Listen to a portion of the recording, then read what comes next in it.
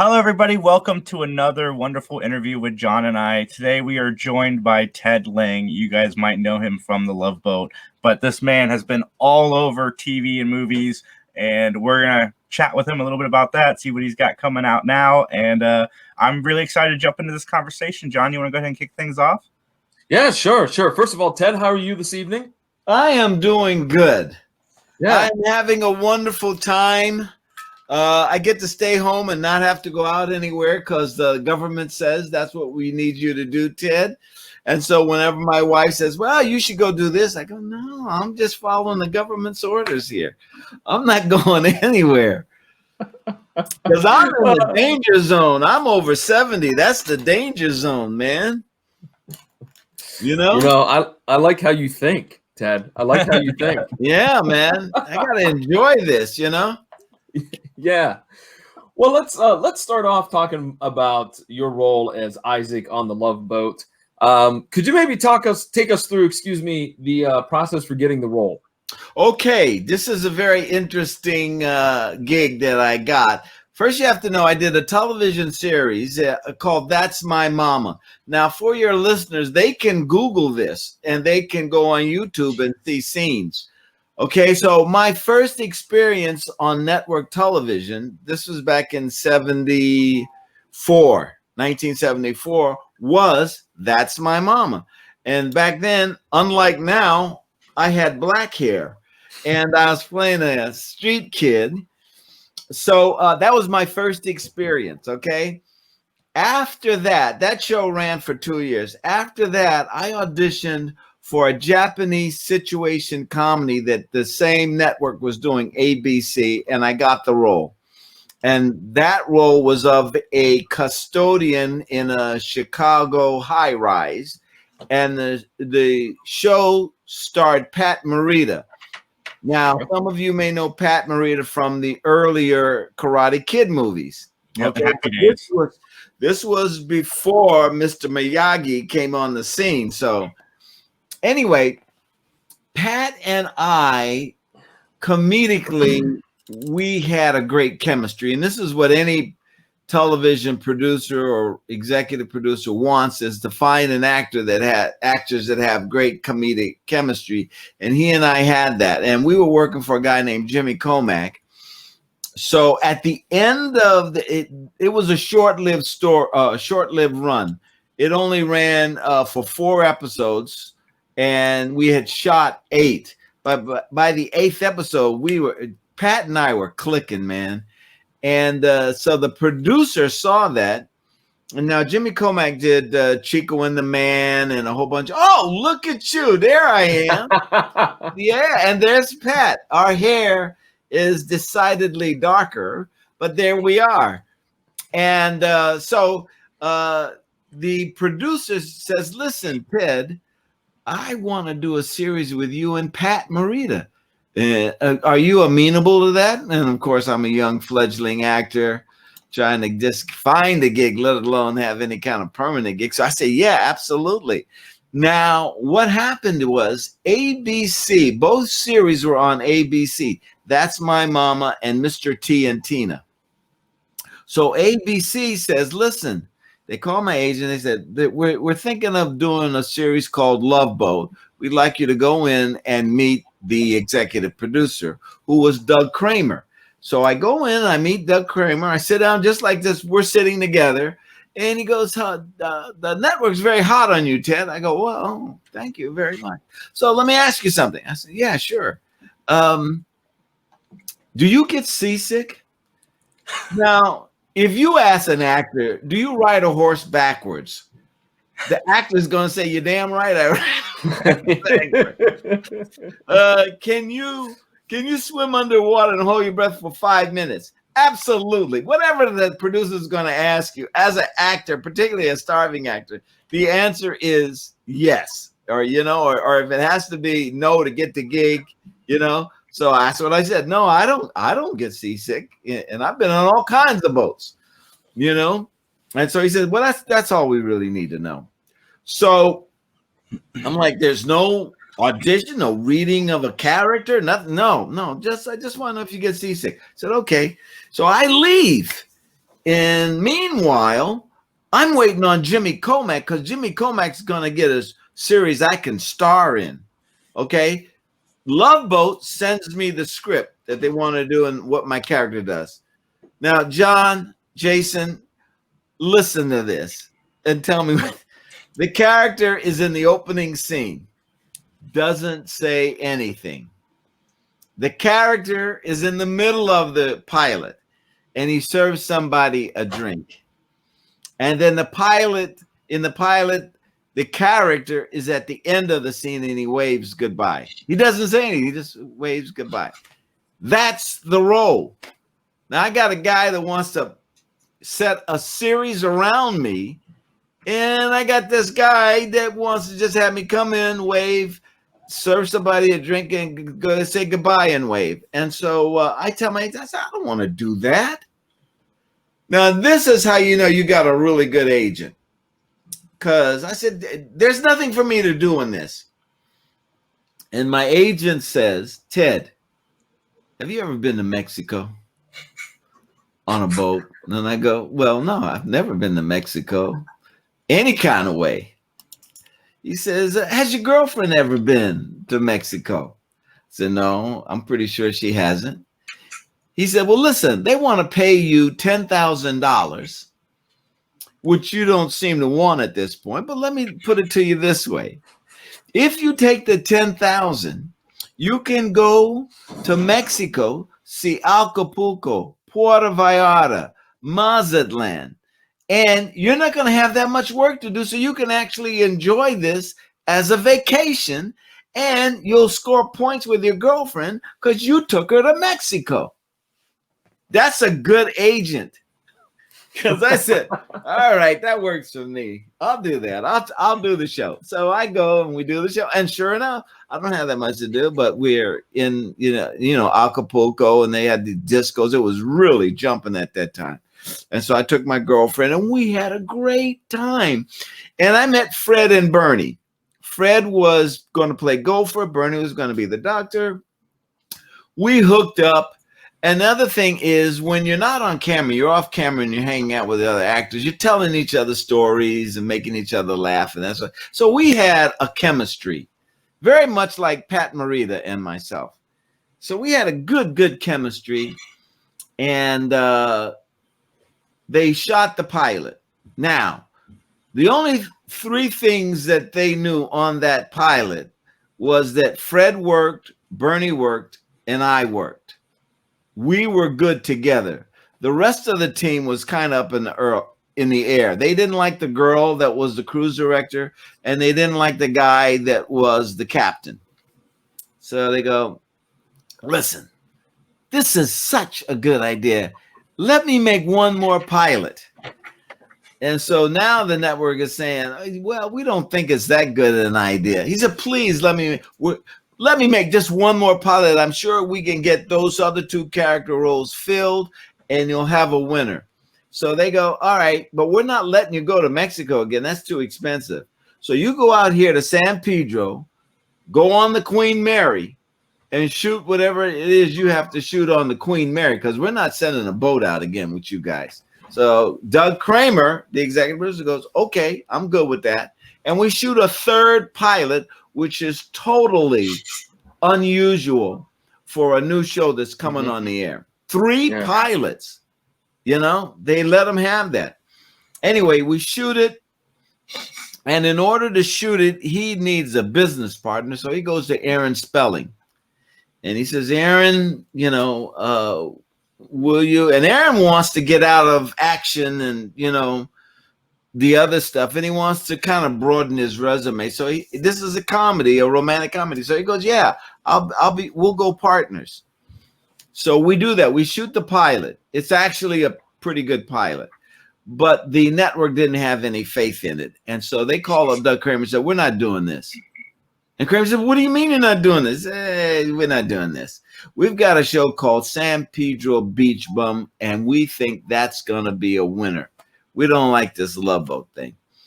So Kramer calls up his new partner, who is the 800-pound gorilla in a 200-pound room. You know what I mean? This guy he throws his weight around. So he says, Aaron, they don't want to air Love Boat. And Aaron says to Doug Kramer, hey, baby, don't worry about it. I got this. And he calls up the network. And they go, yes, Mr. Spelling, what is it? He says, I shot this pilot with Doug Kramer, and he tells me that you can't find a time slot. So I'm going to give you a time slot. Saturdays, 10 o'clock, against Carol Burnett, put it on. And so they go, yes, sir. All right. That's muscle. So they put us on Carol Burnett. We were number one the first show. Wow. We were number one. Carol Burnett took a nosedive. It had been on for 10 years. I have to say that. Carol Burnett had been on for 10 years, and people were looking for something new. We went straight up, and Carol Burnett went straight down. And so the first 2 years, we were on at 10 o'clock, and then they moved us to 9 o'clock when they came up with Fantasy Island. And so that's how I got the part. I never had to audition, I never had to do a reading or any of that. And as a matter of fact, Bernie Coppell, who played the doctor, he said, hey, Ted, when I was at the screen test, and I said, you had a screen test, Bernie? He goes, yeah, I had the screen test. And when I was there, I was there most of the day, but I didn't see you, Ted. Where were you? Did you come in earlier in the morning, or did you come in later in the evening? And I said, Bernie, only the actors they weren't sure about had the screen test. I didn't do a screen test. I didn't come in and do any of that. They gave me the part because they know I could follow through, brother. And so whenever Bernie, sometimes we would be shooting show. We shot the show for 10 years. Sometimes when Bernie would mess up or, flub a line or something, I would lean in and I'd say, that's why you had the screen test. So we had fun. We had a good crew, John and Jason. And I know you know this, because when you have to work with someone, you want to be able to, get along with the person, have simpatico. And that's the way me, Fred, Bernie, Gavin, Tweez, and then later Jill, that's the way we all were. We got along famously, and we loved each other, and we thought each other was funny. And that's really the to me, the most important thing is you get the other guy's humor. That's true, because John and I talk on the phone all the time, like outside of this. Yeah, we're constantly talking, but it does help when you get along with the person. But it's fascinating that you were going to work with Pat Morita, and then the Love Boat came along, and it's about the same time he got Happy Days, so it worked out for both of you in the end. Yeah, no, he had left Happy Days. Oh, okay. He left Happy Days for his own. Happy Days got him that series. Oh, okay. And then after that came Karate Kid. Okay. So everyone, everyone was we all went on. We all went on to bigger and better things, so to speak. So whose idea was it to do, because I know that after the series ended, Love Boat, there were specials, if I remember correctly, right? There were like one-offs, if you will. Yeah. And then eventually led into a newer series. So whose idea was it to do these one-offs? Was that Doug Kramer's idea, or was at that point, was it a different producer? No. It was Doug Kramer. And what I think, it was in conjunction with the network. In other words, we were given off for about 3 or 4 years, and then we were still fresh in the minds of people. So he said, well, why don't we do another 2-hour special on the cast and the crew? And we would bring on different people, and we'd go to Mexico, or we'd go, Acapulco or whatever, and you'd kind of see where we were. We did like a Valentine's special. So they said, hey, for Valentine's Day, let's do a Love Boat reunion. And that's what we would do. Mm-hmm. And then later on, we were getting pretty long in the tooth. So they said, well, why don't we do it again just so we can see how bad everybody looks and let the audience in on that, And so we did about 3 or 4 specials where we got to reunite. And then when they did a Love Boat spinoff, we did another show in which we came back and kind of said, no, when you're serving a drink, serve it this way. Don't shove it, whatever. So that was I think that was the network in conjunction with Doug Kramer, to answer your question. Okay. Did you, was there ever, because I know that one of the big features about the Love Boat was there was a lot of special guests that would show up on the show. Yeah. Was there ever a guest star that maybe just didn't quite click with everybody else? John, you're looking for a little dirt here, aren't you? I am looking for a little dirt. I am. I'm not gonna lie, Ted. Okay, I'm going to tell you the truth, John. All right. There was one particular guest star who was fantastic as a human being when the camera wasn't on.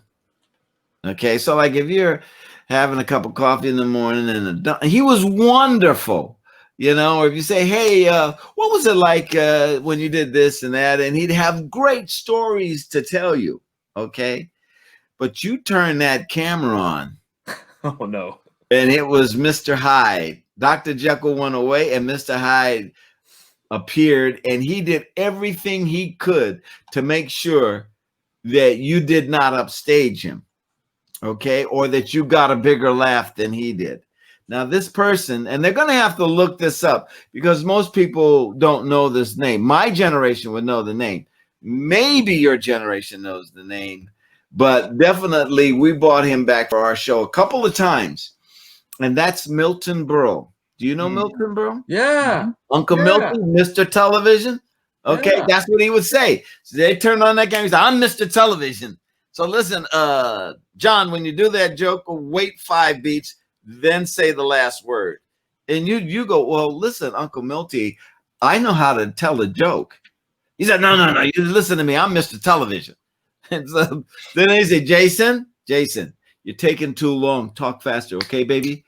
Talk faster. You'd go, hey, this is how I talk. This is how my character talk. Da, da, da, da. Now, I'm going to give you 2 examples of Milton where he intimidated people and it worked. And then he tried to intimidate someone else and it didn't work. Now, there's a woman named Martha Ray, and you may have to go online to see who Martha Ray is. I'm familiar with. Martha Ray, she was actually in a Chaplin movie in the 50s called Monsieur Verdoux. Yeah, that's where I know her from. Yeah, exactly. Okay, so Martha is doing a thing, and Milton say, no, Martha, you're not going to say that. You're going to say this, and I'm going to say that. No, Martha, don't do that. That's not funny. Baby, that's not funny. And so he browbeat Martha Ray till she was in tears. And she walked around and she came up to me and she says, I'm funny. I know comedy. What is he talking about? And what would happen is we would never have directors strong enough to say, hey, Milton, we're sticking to the script. They would, because Milton would browbeat the directors. Look, I know what I'm talking about. I had a television show in the 50s, right? So there was another time he came back on the show, and he worked with a lady named Audra Lindley. Now, if you don't recognize that name, she was on a series called Three's Company with John Ritter, and she was the wife of the next door neighbor. Yeah. Okay. Yeah. Audra Lindley. So this is the difference. So Audra, the guy goes, so Audra, listen, don't say that. I'm gonna say this. And she said, Milton, you don't want me to say that, but that's in the script. He said, no. Listen, I know it's funny. That's not funny. You're not gonna say anything, and I'm gonna say this. And Audra took her arms and folded them and just looked. Now, he went through the whole scene and he took away, and she had the punchlines in the scene. They're like 7 jokes, and all the jokes ended on a punchline of the wife, and Milton's the husband. So he said, no, we're not doing that. I'm going to say this, and she's going to do that, and da-da-da. So basically what you saw was he was giving her straight lines, and he was taking the punchlines, okay? And so then the director was letting it happen, okay? So we got ready to shoot the scene. And I just a minute. Before we shoot this, I think we should let the producers and the writer see how we improve the scene. And so the assistant director called up the writers and called up the producers, and they all came down on the set, and they saw them do the scene, and they said, "What the hell are you doing? Your wife is supposed to say this. You're not supposed to." And what then? No, you're not doing. And so what she did is, without getting Milton mad, and without punching him out or anything, and without ending up crying herself, she let this guy play out his deal. And then just before they got ready to sing, she said, "Let's call the big guys in and show them what you did, Milton." And they came back and they put everything back the way it was.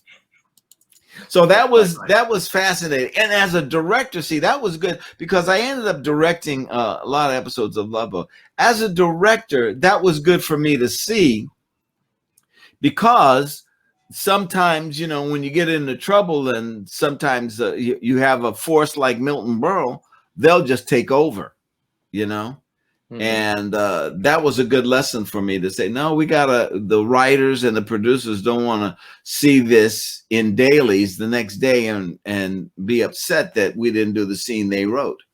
Mm-hmm. Yeah. Jason, I got to ask you a question. We're going to skip so much further ahead, but you were on an episode of Psych, which is one of my favorite Wasn't that that was a great time. Yeah. And the chemistry, now that's another example of two actors having great chemistry and bouncing off each other. Yeah, I did a Psych. Yes. I watched an interview with James Roday and Dule Hill, and in the interview, they were saying that when they're out with their girlfriends together on double dates or whatever, their girlfriends have to stop them because they said they constantly just turn back into their characters from the show when they're out publicly, just hanging out, having conversations. So was it fun to work on that show? Yeah, it was. It was a lot of fun. They were great guys. They were very giving, very forthcoming. You know what I mean? Yeah. You were a guest, but it was their house, and if you wanted a drink or canapes or hors d'oeuvres, they made sure you got whatever you felt like having. And they loved playing in a scene with you, So it was totally a great experience. And they shot it up in Canada. Did you know that? I did. Yep. Yeah, Vancouver, I believe. Yeah, they shot it up in Vancouver. And I was doing a play in Omaha, Nebraska, and I got the gig. They requested me for the gig. And I said, this is going to be kind of tough because I'm in Omaha, Nebraska, and it's not Los Angeles, and so on and so on. So, and they said, and I said, I don't know how I'm going to get to this airport here in Omaha. Jason, they sent a car for me. There's nothing like falling out of bed, putting on your clothes, and getting into a limousine that takes you to the airport. I felt like a big guy. You know what I mean? So they sent a car for me, got me to the airport, checked me through. And then when I got to Canada, they checked me through the passport and all of that, just checked me right on through. So it was a great experience all around. I love hearing positive stories about shows I like, because one of the things about the show is both of the guys are really big fans of television, and they would always bring, the people, the icons from TV onto the show. And yeah. And they treated them well. That's the other thing. Sometimes a guy that's a regular has a different approach to it, but these guys were very giving and very professional.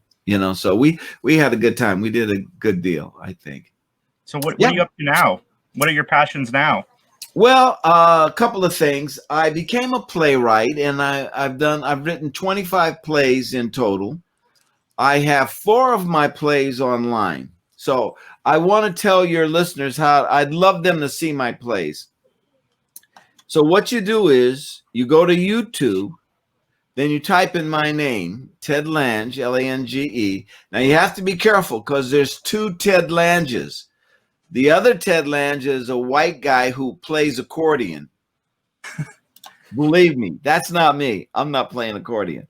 So look for the black guy. And then what you do is after my name, you put up the title of my plays. So here are the 4 plays I'd like you to look at. One is called Shakespeare Over My Shoulder. And what that is, and this is all based on historical fact, because that's one of the main things that I do is I write historical plays. Shakespeare was an actor during a pandemic in London in 93. And so I wrote a play about him trying to get work as an actor and how he ends up becoming a playwright because, oh, there it is, huh? Yeah. Because when there's a whole debate is if he wrote the plays or not. And so what I did is I worked in the likely candidates. I did research on each one, and I worked all the information into this comedy about Shakespeare. The second play, which is a Black Lives Matter play, which takes place with 2 black guys in Starbucks. And I had written this play. Do you remember the incident that the 2 black guys had in Starbucks? Yes. Yeah, Yes. where the cops... Well, I had written a play before that. When that happened, I went back and rewrote the play to add an incident similar to that in my play. So that's my Black Lives Matter play, and that's called Blues in My Coffee. Because one of the things that used to be done in theater, particularly in Irish theater, is a story would take place in a bar or a pub and a tavern. And so I had came to the conclusion that Starbucks is the new tavern. That's where everybody goes. They go to do their homework. They go to meet their girlfriend. They go to have coffee, whatever. So I use that as the basis. And this story all takes place in a Starbucks. And then the third play that I've written is a play called 4 Queens, No Trump. And yeah, it's taken on a new meaning since I originally wrote it. But that's about 4 black women that meet and play a card game called Bid Whist. Bid Whist is a lot like spades, but it's really indicative of the African American culture. And so they're 4 women, and they meet and they play, and it's a comedy. It's a straight up comedy. 4 Queens, No Trump, and they've got I've got a little bit of drama in the middle there somewhere, but I come back to the comedy. And my 4th play that's online is called The Tears of Shylock, and that has to do with being an immigrant. And what I did was I took the play Merchant of Venice, and this is in verse like Merchant of Venice, but it's fun. It's nothing you can't understand or won't get. But in Merchant of Venice, the character of Shylock is a Jewish person who's living in Venice, and he goes through all of these obstacles. And when he goes off stage, that's where my play begins. And so you see all of the things that happen to him off stage. And then when he goes off stage in my play, he's back on stage in Merchant of Venice.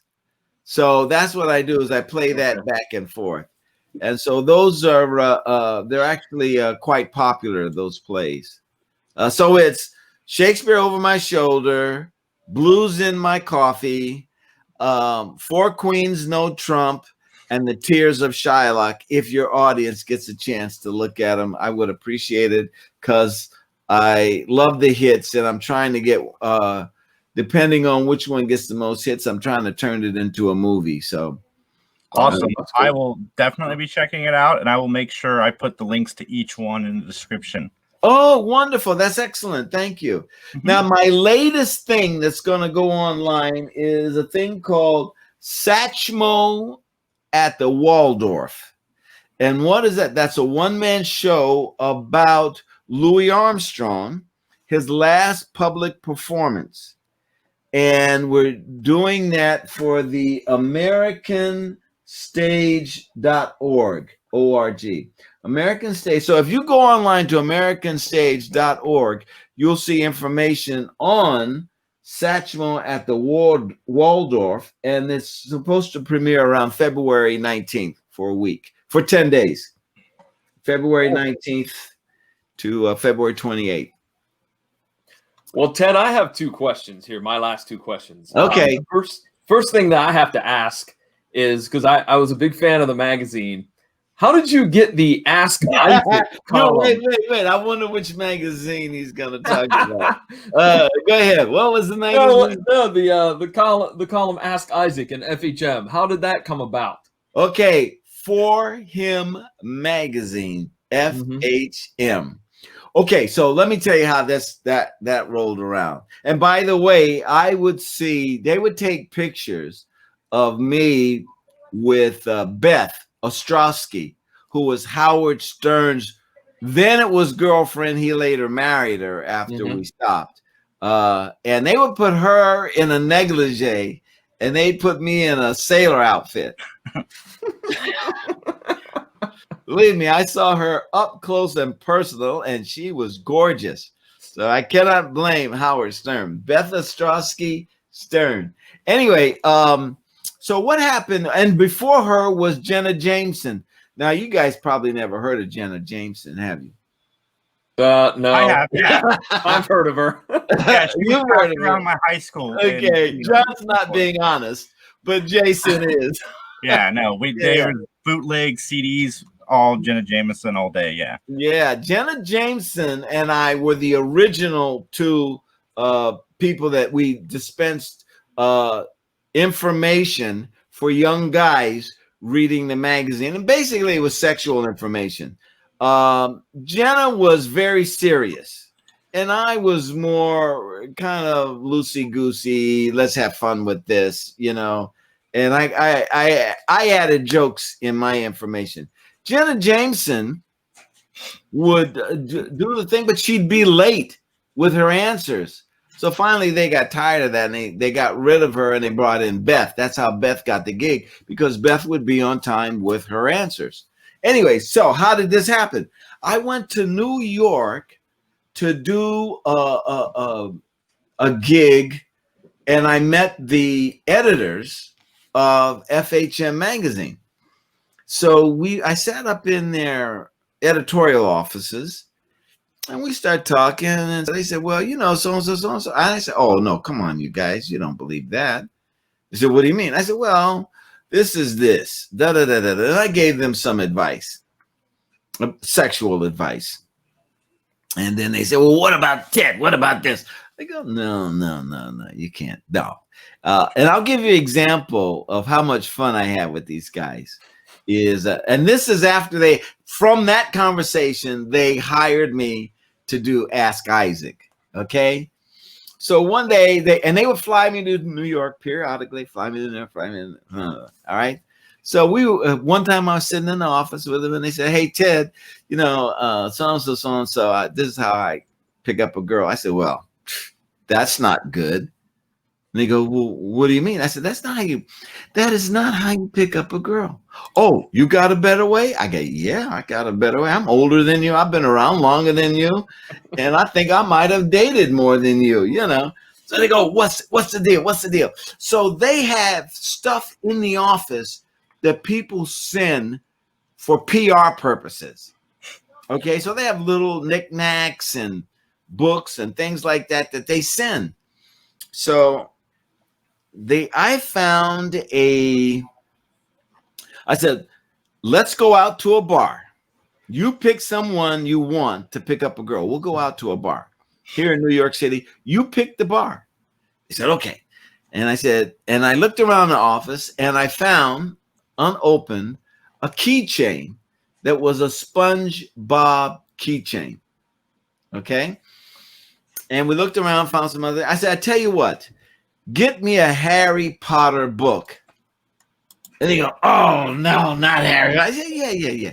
Get me a Harry Potter book. So they go, okay. So someone ran out and then got, you know, Harry Potter and the Sorcerer's Stone, or Harry Potter does this or that, whatever it was. So I said, now, before we go to the bar, you guys picked out the bar? Yeah, we picked out the bar. I said, before we go, let me just say this. Who's going to be the guy? I'm going to be the guy. Okay, this is what I want you to do. I want you to walk up to the bar, and with your Harry Potter book, I want you to take that book and I want you to set it down on the bar. I don't want you to say anything about the book. Just set the book on the bar. It says Harry Potter gets laid. Okay? And now, after you set the book down, I want you to order a Heineken.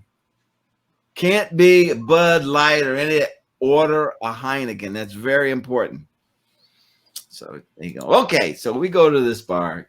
Now, and I said, oh, this is the other thing. I said, whatever you do, don't lie to the girl. Tell the truth. Don't lie. Because if you're lying, you'll maybe forget, you'll forget what you said. Mm-hmm. Just tell the truth. Go to the bar, puts the book on the counter, orders a Heineken. There's a girl, gorgeous girl, sitting at the bar. And she says, Are you reading that? And he goes, yeah. She says, you're reading Harry. Now, the whole key to this is not the guy having an opening line. You'll never have a great opening line. The whole key to this is to get the girl to talk. And once you got her talking, you can talk back and you take the ride together. Like, well, what's your sign and how this? Where do you work? Blah, blah, blah, blah, blah, blah, right? And she goes, you're reading Harry Potter? He goes, yeah, I'm reading Harry Potter. So-and-so, so-and-so. And she says, have you seen the movies? He goes, no, I haven't seen the movies or anything. She says, well, that's a good book. I read that book. He says, oh, you did? You read that book? She says, yeah. What did you think about the so-and-so, so-and-so? And the guy goes, and then she says, oh, you're not reading this book. You use this book to pick up girls, don't you? And he goes, yeah. And so she turns her back on him and goes, no, done. And so, and we're watching, like we're in another part of the thing, and we see her first, she's leaning forward, and then we see her lean back and kind of turn her. And so I said, what did you do? He said, well, I just set the book down, and I told her that I was reading it. So I said, you haven't read any of the book? He goes, no, I haven't. I said, well, you lied. I told you not to lie. You can't lie. You can say, I'm buying the book for my nephew or my niece, or you could have said anything. I haven't read it yet, or what's a good chapter, but you lied. And she caught you in the lie. So they go, oh, yeah. And so that one of the other guys in the group says, let's go to another bar. I said, yeah, now let's use the SpongeBob keychain. So what I want you to do is go up to the bar, put the keychain on the bar, order a Heineken. The guy goes, okay. So we go to a bar, another bar, go to another part of town, go to another bar, goes in, puts the SpongeBob keychain down on the thing, and he orders a Heineken. And the girl says, there's a gorgeous girl sitting at the bar. Gorgeous girl looks at the keychain, and she says, do you know who that is? And he tells the truth, and he says, no, I don't know who that is. And she says, well, that's SpongeBob SquarePants. And he says, well, who's SpongeBob? So the girl goes into a whole explanation. They're talking. What's your name? John. What's your name? Mary. So-and-so. He's in the conversation. Okay? And she's liking the conversation. And so she volunteers her phone number to this guy. She says, well, why don't you, and she writes down the phone number, why don't you give me a call and so on and so on and so on. She gives him the phone number. He takes the phone number. He says, okay, so on and so on. Then she picks up the keychain and she bites off the arm of SpongeBob and he gives him back the keychain. And then that guy said, oh, I'm scared of her. So that was the fun. So basically, that's how, I'm just talking trash. I was talking trash, and they said, this would be perfect for our magazine if you talk a little trash. I said, okay, I'm happy to do it. And so that's what I did. Huh? I got to ask, because you worked with Jenna Jameson, you worked with Beth Stern. Did you get to meet Howard Stern? No, I talked to him on the phone.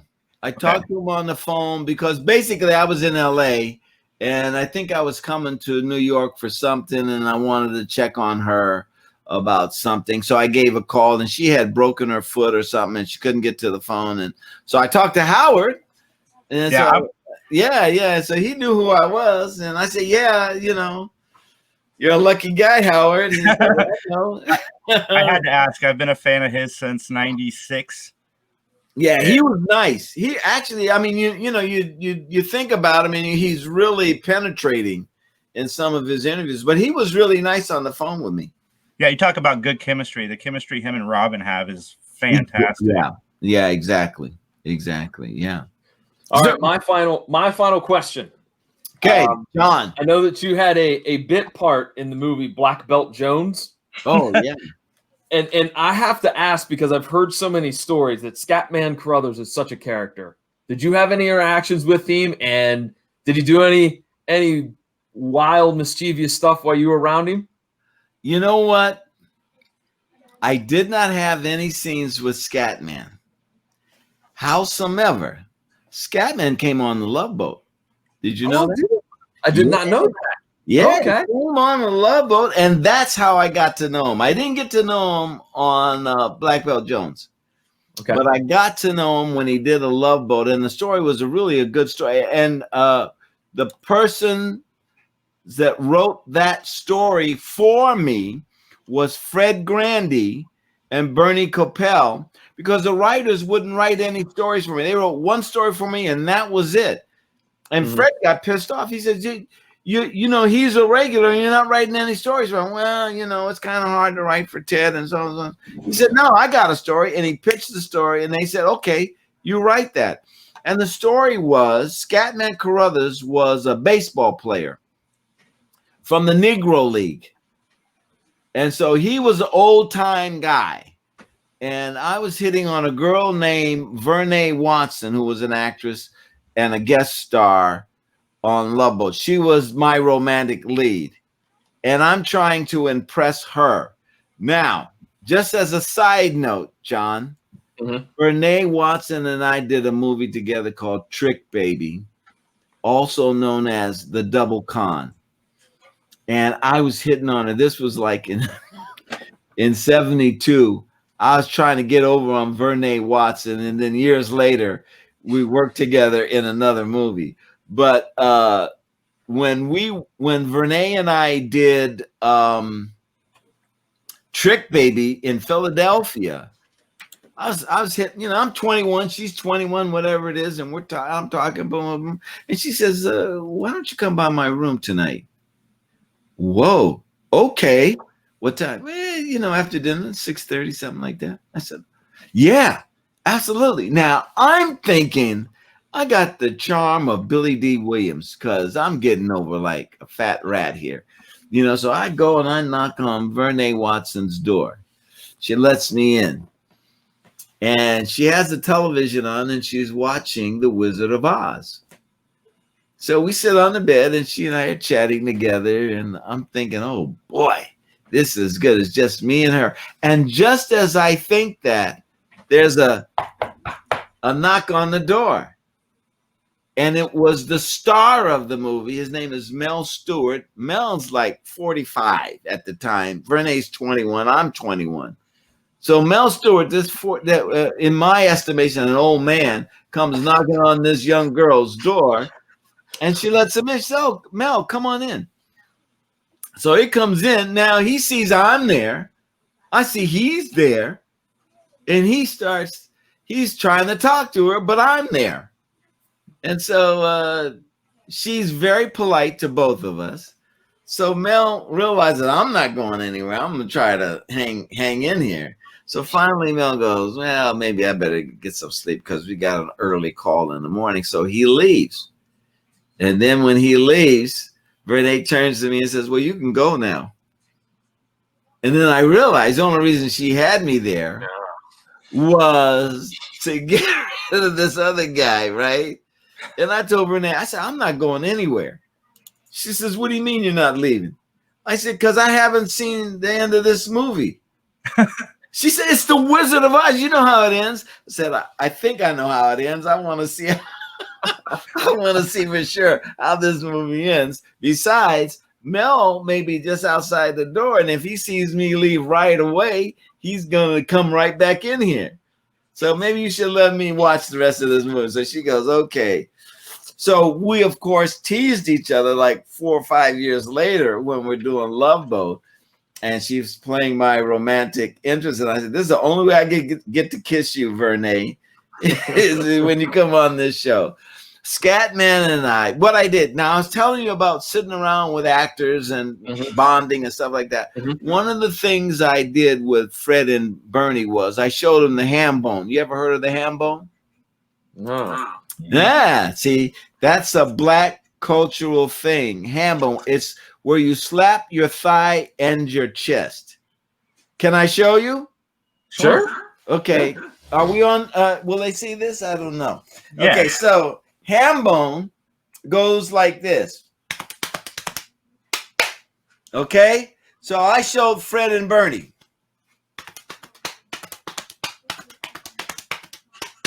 Ham bone, where you been?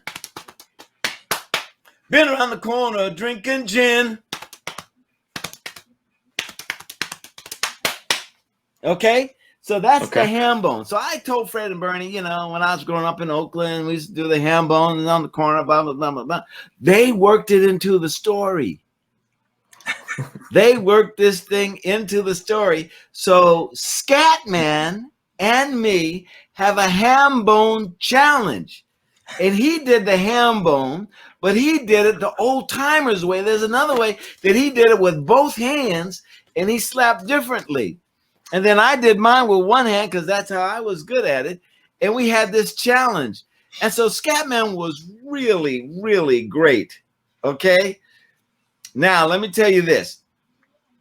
Not long after that, Scatman did the Stanley Kubrick movie with Jack Nicholson. The Shining. The Shining. Yeah. Shining.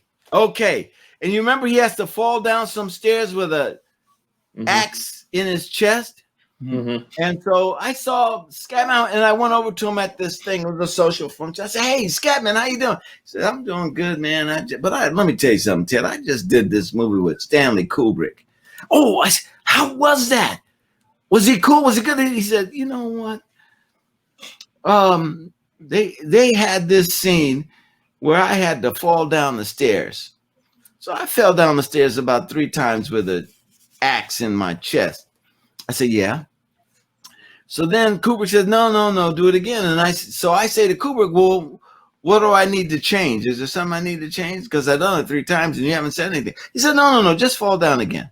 So he fell down again. He fell down again. He fell down again. And he got up and he said, so what is that? Should I fall more to the right? Should I fall more to the left? Down the center? What do you need? He said, just do it again. So he did it again. He did it again. He did it 3 more times. So he said, I must have did it about 15, 16 times. And Kubrick is not saying what I need to change. He's just saying fall down the stairs. And so he finally hit like 16 fall down the stairs, you know. He said, Ted, I'm 70 years old. So I get up and I walk over to Jack Nicholson. I say, hey, Jack, tell this motherfucker to stop. Oh, can I say that on the thing? Yeah, you're fine. You're fine. You're good. You're good. Sorry. He tells Jack Nicholson, tell this motherfucker to stop. And Jack Nicholson turns to Stanley Kubrick and says, hey, Stanley, that's enough. And Stanley goes, okay. Whoa. So that was, and that's John and Jason, that was the fun of doing a show like Love Boat. You would get these stories, great stories that you'll never find that story in a book. Never, you know, but I got it from the horse's mouth. Wow. Yeah, Stanley Kubrick was known for his takes because I believe Shelley Long had to do is it Shelley Long? Shelley Duvall had to do the confrontation with Jack Nicholson almost 200 times. Yeah. See, that's sadist. That's a sadist. You know, I mean, no, because I direct. So I know I worked with a producer one time. It was the same deal. and I was directing, and he kept telling the actress, he said, Ted, tell her to do it again. I said, well, what do you want her to change? He said, I just tell her to do it again. And then that's the frustrating thing for an actor. You got to give them a little something to work on. So what I would do is I would go over and I said, listen, when you turn your head this time, so I'd give them something so there wasn't as big a frustration. But I wouldn't tell that guy. He was just wanting her to do it again, Mm-hmm. And but as an actor, I have great sympathy for that sort of thing. And sometimes these guys do things and, they know better, I saw an interview where, what's the guy in the Wolf of Wall Street? Not the star, but the second banana, the heavyset guy. Oh, Jonah Hill. Jonah Hill. Martin Scorsese had somebody beating the crap out of Jonah Hill over and over and over again. Why, come on. You don't have to do that. Be real. But they sometimes they get into a sadistic thing, and they will take certain things out on people, that I feel they don't need or deserve to have to go through, Mm-hmm. Yeah. So listen, Satchmo at the Waldorf. Go online to americanstage.org, and February 19th is when it'll be ready. Okay, February 19th, Satchmo at the Waldorf with an actor named L. Peter Callender, who is a brilliant actor. Brilliant. So I'm really excited that your fans and your audience should see this show. Okay? Yeah, Awesome. Most definitely. In fact, there it is. There right you down go. the screen. Yeah, see? Perfect. Boy, I'm an old timer. I love seeing you guys. You can just pull stuff up whenever you want. Can you pull up a little Jenna Jameson? Oh, no. No. I'm pretty sure Facebook would kick me off for that. Okay. Well, I'll just look at my discs. Okay. I gotta say though, I've done a lot of these. This is probably one of my favorites. This is definitely in the top 3. I want to thank you so much, Ted, for coming on. Thank you so much as well. Yes. And as you mentioned, you are a director, and we didn't even get to that. So I hope somewhere down the line we can get you on again and talk more about that aspect of Hollywood and your life. Okay, I'm happy to. I enjoyed you guys. It was a lot of fun. Thank you. Do you have any social media that people can find you on? No. I mean, I'm on Facebook, but no, not really. That's what I'm saying. See, because then you got to devote a lot of time to that. And I'm an old guy. I'm trying to save as much time as I can. If it wasn't for this podcast, I would probably distance myself from social media, especially right now in the world. It's crazy. Oh, my God. These people have lost their minds. Jason, what the heck is going on here? So, but by January 20th, hopefully things will make a turn, I hope so. Yeah. Hope so too. Yeah. From John, myself, and Ted, I hope everybody has a great day. Yes, absolutely.